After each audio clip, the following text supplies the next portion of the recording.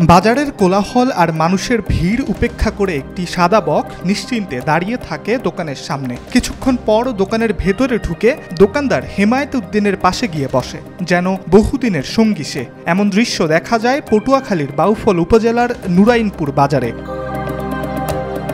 হেমায়েত উদ্দিন নুরাইনপুর গ্রামের বাসিন্দা। নুরাইনপুর বাজারে তার একটি দোকান রয়েছে। বকের বাসা থেকে 4 মাস আগে একটি বকের ছানা পুকুরে পড়ে গেলে সেই ছানাকে আক্রমণ করে গুইসাপ। সেখান থেকে বকটিকে রক্ষা করেন হেমায়েত উদ্দিন। সেই থেকে বন্ধুত্বের শুরু। গুইসাপের আক্রমণ থেকে রক্ষা করা সেই বকটি এখন হয়ে উঠেছে হেমায়েতের নিত্যদিনের সঙ্গী। গত 4 মাস ধরে তার দোকানেই বসবাস করছে বকটি। যত্নে পরিচর্যা করে নিজের সন্তানের মতো বক ছানাটিকে সুস্থ করে তোলেন তিনি।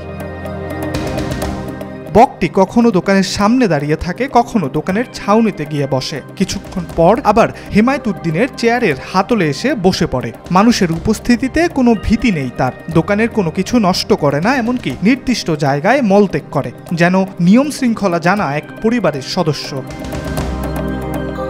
বকটি পাওয়ার পর থেকে কখনোই বেঁধে রাখেননি হেমায়েত। সবসময় দোকানের আশেপাশেই থাকে, এমনকি দোকানেই থাকে রাতে। বকটির ক্ষুধা পেলে হেমায়েতের টুপি বা পাঞ্জাবি ধরে খুনসুটি করে। তখন ফ্রিজ থেকে মাছ বের করে খেতে দেন হেমায়েত। কখনো নিজেই জাল ফেলে মাছ ধরে আনেন বকটির জন্য।